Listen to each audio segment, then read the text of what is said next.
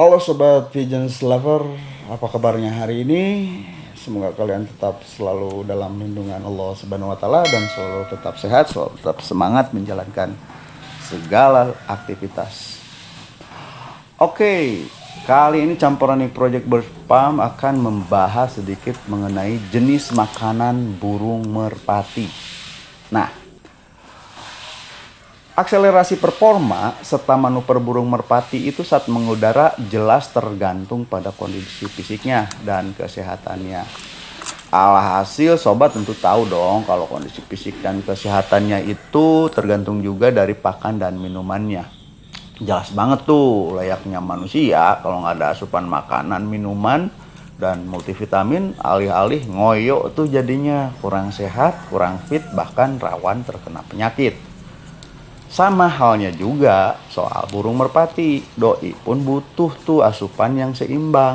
Mulai dari makanannya, minumannya, multivitamin, bahkan sampai racikan jamu segala macem pun bagi beberapa pengagum olahraga geber merpati itu biasanya dilakukan dan sangat diperhatikan.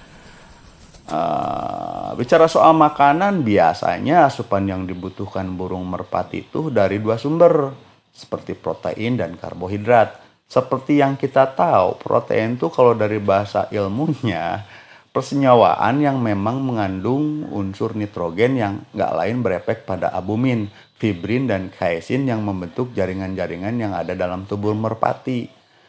Nah, sedang karbohidrat jelas sebagai asupan persenyawaan karbon dan hidrogen yang bisa dibilang seperti gula, tepung kanji, beras, jagung, dan selulos yang menentukan kondisi fisik burung lebih bertenaga dan gak ngoyo. Nah, umumnya merpati itu doyan banget tuh sama biji-bijian yang mengandung karbohidrat seperti jagung, beras merah, kacang hijau, dan yang lainnya. Jika Sobat Pigeons Lover ngerti betul sama yang namanya asupan makanan, tentu komposisi makanan itu diperlukan dan mesti seimbang. Lantas menyoal mutu pakan burung merpati pun ada baiknya coba agan-agan perhatikan tuh, jangan maunya miara tapi nggak mikir gimana soal makannya.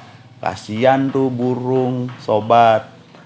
Lantas dianalogikan pengen burungnya kenceng dan mantap saat ngawang di udara kayak gitu, tapi makanan nggak diperhatiin. Kasian tuh burung diporsir dan nggak berkehewanan juga.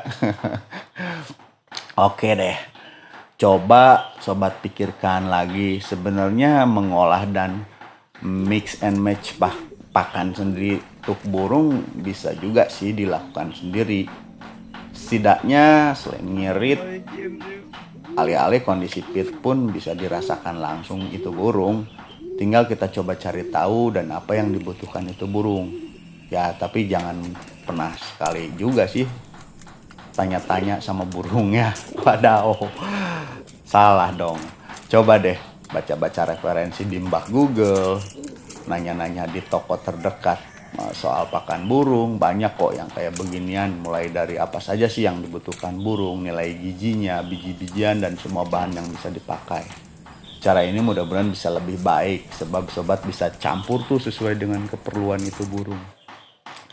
Nah, jagung, kacang hijau, beras merah, grit, pelet, P511 atau sejenisnya itu makanan umum yang memang diberikan buat burung merpati. Umumnya yang diberikan sih jagung dan itu mudah didapatkan di pasaran. Ya mungkin sekarang terbilang di harga 1 kilo itu seharga mulai dari 8.000 sampai 15.000 tergantung bentuk, ukuran, dan jenisnya. Ada yang berbeda-beda pula tuh. Kemudian ada grit dan pelet. Selain biji-bijian juga merpati juga memerlukan grit.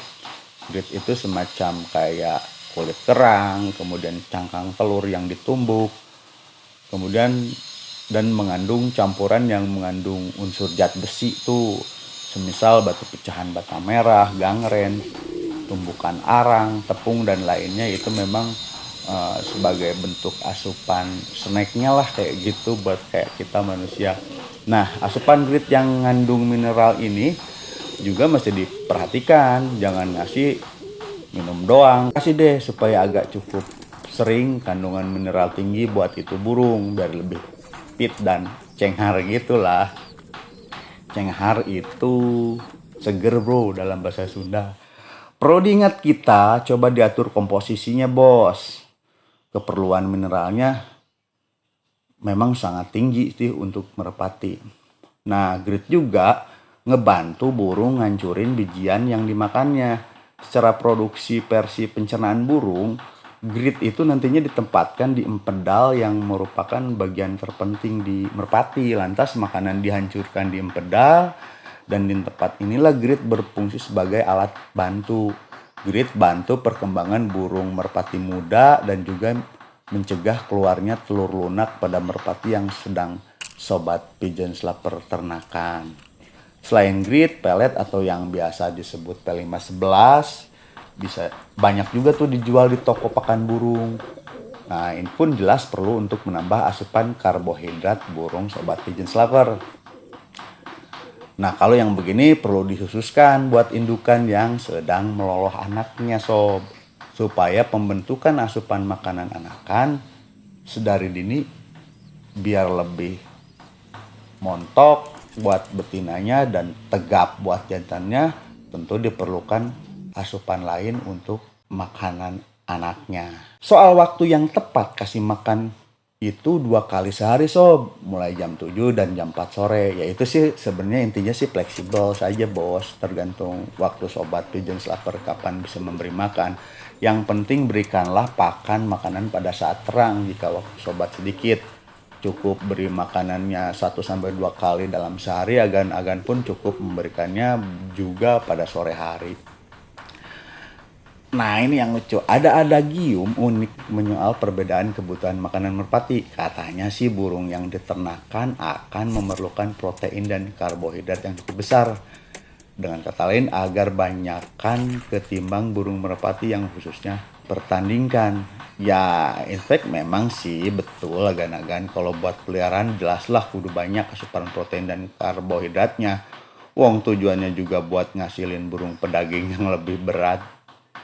Nah, kalau untuk merpati lomba, ya ini mesti banget dijaga sob. Artinya perlu adanya timing pas untuk beri asupan makanan. Maksudnya jangan terlalu sedikit dan jangan terlalu banyak pula.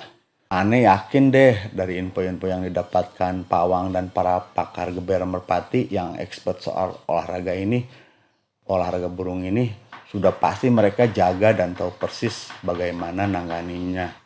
Ketimbang pas dibalapin cepet, capek karena kekenyangan, atau kurang fit karena kurang makan. Ya wis lah, akhirnya bisa jadi berabe tuh jadinya. Nah, untuk footnote nih, pakan yang diberikan baiknya satu jenis saja pada suatu waktu. Kalau 2 atau 3 jenis, biasanya burung merpati jamin ngacak-ngacak tuh makanan. Bikin kesel juga tuh jadinya. Coba siapkan air minum dan sebaiknya selalu tersedia setiap saat buat tempat pakan yang cukup lebar agar merpati nggak berebut tuh. Kecuali jika merpati terpisah pada lain kandang, jangan pernah juga tuh menempatkan pakan setiap saat. Sediakan pakan sesuai waktu yang kalian tetapkan. Variasi jenis pakan sangat ngebantu dalam menjaga selera makan merpati. Pisahkan burung yang selalu buat keributan saat makan. Nah, perhatikan juga burung yang nggak kebagian makan tuh agar diberi kesempatan untuk makan cukup. Perhatikan tuh, usai makan burung harus minum. Berikan serbuk grit atau kulit cangkang telur yang telah ditumbuk dan kering minimal secara berkala seminggu sekali atau 2 minggu sekali. Soal mix asupan makanan di musim penghujan ataupun kemarau, konon katanya beda-beda pula tuh sob infonya. Namun pastinya setiap orang yang punya merpati penanganannya beda-beda pula sih soal mix asupan makanan dan vitamin yang diperlukan burung tuh. Apalagi kalau sudah bicara habit atau kebiasaan dan perlakuan khusus buat si burung yang dilakukan si pemilik itu berbeda-beda pula. Karena katanya sih ada tujuan dan unsur lain yang diprioritaskan, ada mitos burung merpati lah atau dan lain hal sebagainya. Ya tentu itu hanya info yang berkelebatan di luar saja sob. Kurang lebihnya aneh pun nggak terlalu tahu juga soal itu. Sedikit masukan nih, sedikit saran juga, sedikit saran dan masukan dari Ane nih. Perlu juga tuh merhatiin makanan burung. Mulai dari pemilihan bijian yang udah matang dan kering. Salah tuh burung bisa mencret juga tuh karena ngalamin penyakit perut. Soal rawatan makanan pun perlu diperhatikan. Pakan yang sudah basah, basi atau dirasakan menimbulkan penyakit bahkan seperti ya diacak kucing atau binatang lainnya mending dibuang aja sob. Jangan dikasih sama tuh burung. Setidaknya disimpan dan dirawat di tempat yang aman. Dan juga kalian nggak juga sih mesti ngawur-ngawur makanan nggak karuan, pemborosan tuh jadinya. Atau ngasih dikit banget, kelaparan juga tuh jadinya itu burung. Ya mesti seimbang-seimbang gitulah. Cukup 2 kali kasih makan dalam sehari. Jangan lupa lihat burung lainnya yang gak kebagian. Kadang ya mirip manusia juga sih. Giliran ada makanan rebutan, sisanya di pack yang dirasakan. Kasihan juga tuh jika ada burung yang gak kebagian. Laper teriaknya, nguk-ngukan gitu, nguk-nguk. Oke deh, mungkin itu saja informasi yang campuran nih Project Bird Farm berikan buat kalian sebagai sharing informasi, dan mudah-mudahan bisa bermanfaat dan memberikan pencerahan buat kalian semua. Jangan lupa ya subscribe, bunyikan lonceng notifikasinya, like dan share agar kita makin semangat terus membuat konten-konten lainnya yang mudah-mudahan bisa memberikan info jelas dan bermanfaat buat kalian semua. Oke, itu saja. Salam satu cakrawala Nusantara. Wassalamualaikum warahmatullahi wabarakatuh.